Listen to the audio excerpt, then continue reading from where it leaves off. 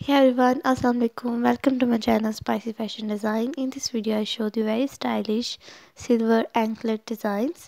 इस वीडियो के अंदर जो है आपको चांदी की पायल के डिज़ाइन दिखाए गए हैं और उनके साथ साथ जो है उनकी वेट एंड प्राइस जो है वो भी मेंशन है और इसकी जो वेट रेंज और प्राइस जो है वो भी वीडियो में गिवन है और आप किस तरह सिल्वर की जो प्राइस है आप मालूम कर सकते हैं वो भी मैंने वीडियो के अंदर मेंशन की है। इसके अलावा आप गोल्ड के अंदर पायल के डिज़ाइन देखना चाहते हैं तो आप जो है मेरी प्लेलिस्ट को भी क्लिक कर सकते हैं और डिस्क्रिप्शन बॉक्स में भी मैं उसका लिंक जो है टैग कर दूँगी।